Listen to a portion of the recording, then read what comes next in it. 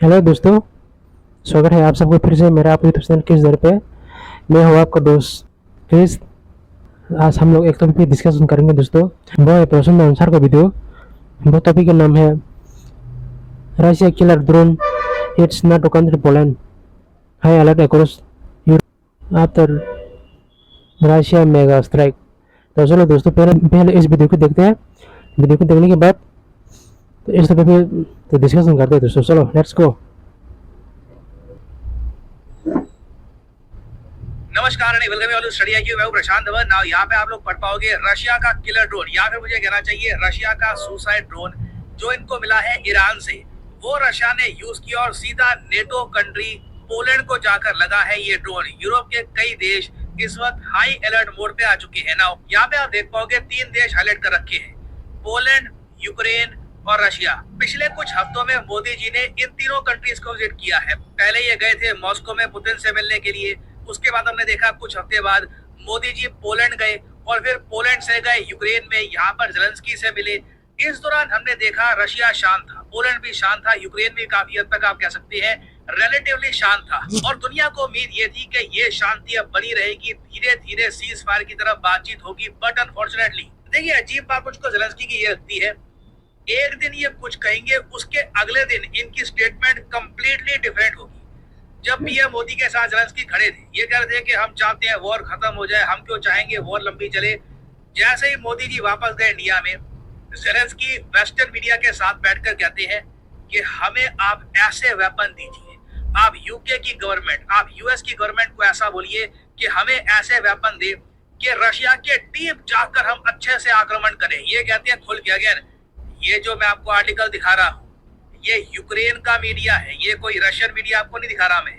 Ukraine का media खुद कह रहा है, कीव पोस्ट का आर्टिकल है कि यूक्रेन चाहता है कि यूके और बाकी देश ये ग्रीन लाइट दे दे ताकि यूक्रेन ओपनली रशिया की राजधानी मॉस्को, पीटर्सबर्ग, वहां पर खुल के अटैक करे बिना डरे। ना ऑब्वियस सी बात है, रशिया ने ये सब देखा। रशिया भी, मैं आपको पहले बता चुका हूँ, जब मोदी जी यूक्रेन में थे, रशिया ने कुछ हद तक धैर्य रखा। रशिया ने कीव पर कोई बॉम्बिंग नहीं करी। रशिया जो कर सकता था, जो यूजुअली करता है रशिया यूक्रेन के साथ, वो उस दिन नहीं किया। आप कह सकते हैं काफी शांतिपूर्ण दिन था यूक्रेन के लिए। मगर मोदी जी जैसे ही भारत वापस आए और ज़ेलेंस्की की ये स्टेटमेंट मीडिया में छा गई, उसके बाद ऑलमोस्ट आप कह लीजिए रशियंस गुस्सा बहुत जरा हो गए थे। वो ये देख रहे थे कि ये छोटा देश मतलब बाज नहीं आ रहा, ये कंट्री अब कहता है अभी अब तो हम मॉस्को पे अटैक करेंगे, पीटर्सबर्ग पे अटैक करेंगे, रशिया के सारे जो बड़े शहर है वहां पे हम डैमेज पहुंचाएंगे।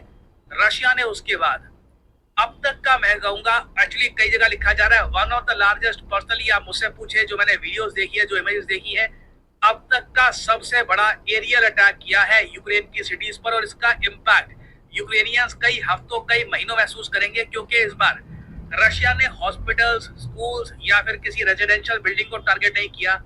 रशिया ने स्पेसिफिकली जो यूक्रेन की पावर ग्रिड है, इस पर लगातार मिसाइल बरसाए हैं। और जो इसकी जो वीडियो सामने आई है कि एक के बाद एक जो पावर ट्रांसमिट करने की लाइंस होती हैं, जो टावर्स होते हैं, एक के बाद एक करके सब पे ब्लास्ट हो रहा है।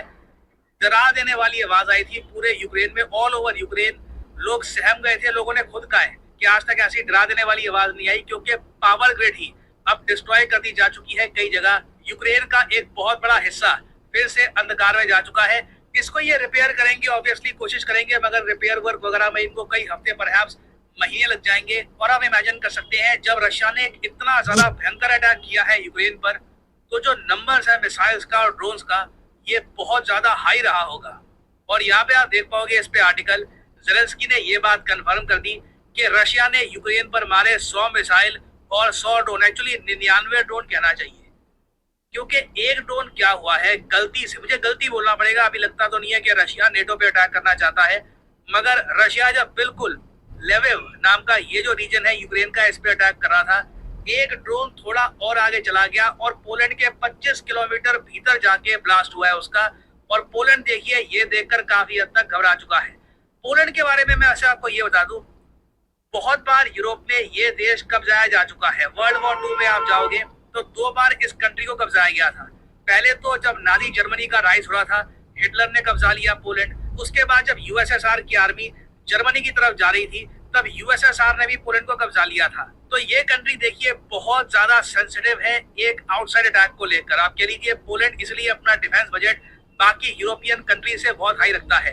नेटो में गिनती के लिटरली आप कह सकते हैं 2 देश हैं जो अपना डिफेंस बजट 2% के ऊपर रखते हैं। पोलैंड ने तो हाल ही में अपना जो डिफेंस बजट है ये 2.5% के भी ऊपर कर लिया है, क्योंकि डर है इनके यहाँ कि बेलारूस और रशिया मिलकर एक आक्रमण ना कर ले। और एक बात नोट करना आप, पोलैंड की सबसे बड़ी कमजोरी ये है कि जो इनकी राजधानी और जो इनका मेन सिटी है वॉर्सो, ये बहुत ज्यादा करीब है बेलारूस के।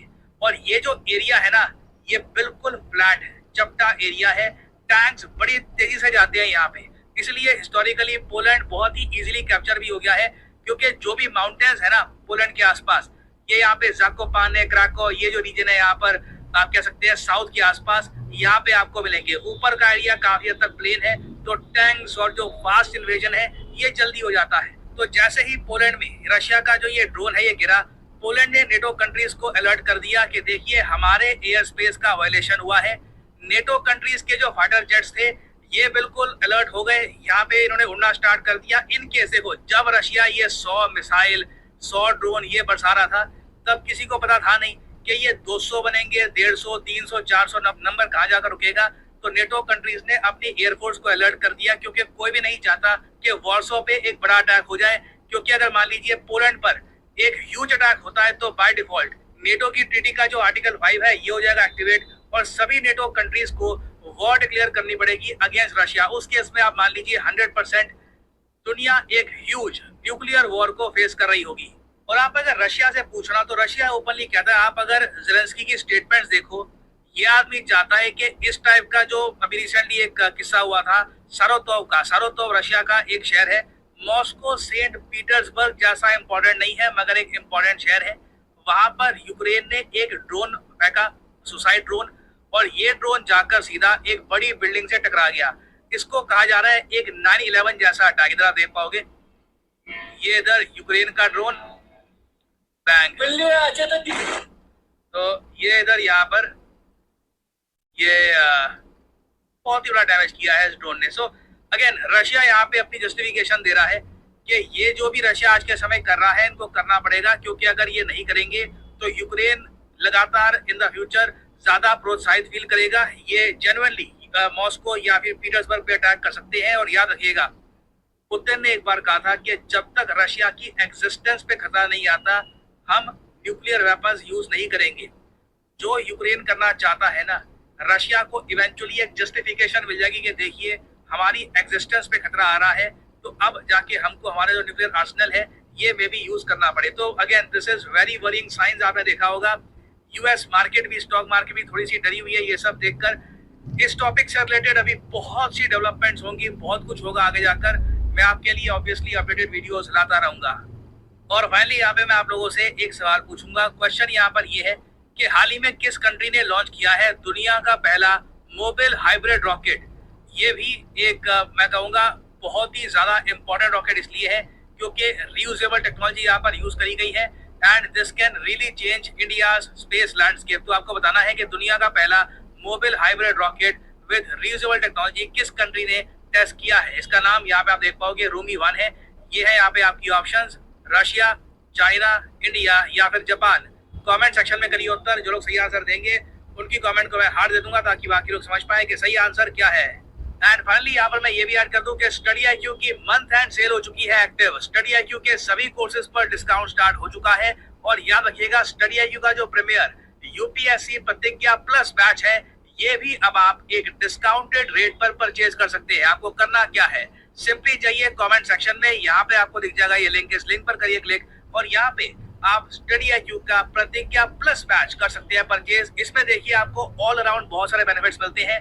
स्टडी आईक्यू ओपनली कह रहा है कि अगर आप प्रीलिम्स क्लियर करते हैं यूपीएससी का तो सारा का सारा पैसा जो आप पे करेंगे स्टडी आईक्यू को ये हम आपको वापस कर देंगे। और साथ ही साथ ऑब्वियसली इस कोर्स में हम मेंस और इंटरव्यू की तैयारी आपकी साथ में कराएंगे ही। स्टडी आईक्यू तो आपको यहाँ तक कहता है कि अगर आप चाहते हैं, अगर आपकी इच्छा है तो आप दिल्ली में भी आ सकते हैं और स्टडी आईक्यू के साथ फ्री ऑफ कॉस्ट प्रिपरेशन कर सकते हैं यूपीएससी एग्जाम की। और प्रतिज्ञा प्लस जो है ना, यहाँ पर प्लस का मतलब ये है कि जैसे ही आप ये कोर्स परचेज करते हैं तो स्टडी आईक्यू का जो इंटरनल वीकली टेस्ट होगा उसमें आप कर पाओगे पार्टिसिपेट। बेसिकली क्या होगा कि स्टडी आईक्यू हर हफ्ते एक टेस्ट कंडक्ट करेगा संडे को सुबह 11 बजे। आप उस टेस्ट में अगर रैंक ले आते हैं तो आपको स्टडी आईक्यू देगा 11,000 रुपए का प्राइज। लिटरली आप ये कह सकते हैं आपने एक दो टेस्ट ये निकाल ली, आपकी रैंक आ गई अच्छी, तो ये कोर्स वैसे भी आपका एब्सोल्युटली फ्री ऑफ कॉस्ट में हो जाएगा। तो ये एक गोल्डन अपॉर्चुनिटी है to buy this course at a discounted price. ये जो प्राइस यहाँ पर लिखा है, never ever pay this price. Simply यहाँ पर कोड यूज करिए PD10 to get the maximum discount. बाकी देखिए वेरियस और कोड्स हैं, for example only for today वगैरह, ये कोड्स आप यूज करते हैं आपको मैक्सिमम डिस्काउंट नहीं मिलेगा। To get the maximum possible discount always use the code PD10 and you will be able to save a lot of money. So इसी note के साथ ये है वीडियो का अंत। Thank you for listening and as I always say, may the gods watch over you. हाँ तो दोस्तों वीडियो खत्म हो गया है। बहुत हो गई है दोस्तों, यूक्रेन को वेस्टर्न कंट्री लगातार पैसा दे रहा है, मनी दे रहा है, वेपन सप्लाई कर रहा है। जब रशिया को कोई कुछ भी मटेरियल चीज़ भी बेचने की कोशिश करते तो अमेरिका दाम की दे देते हैं। रशिया को कोई भी कुछ भी मटेरियल भी कोई नहीं बेचेगा, वरना सैंक्शन लगा दिया जाएगा। ऐसा कोई होता है क्या? रशिया को कितना गुस्सा आया होगा।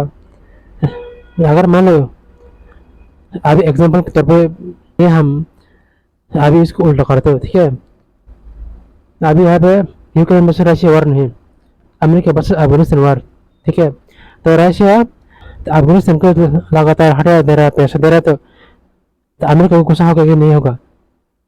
ऑब्वियसली होगा।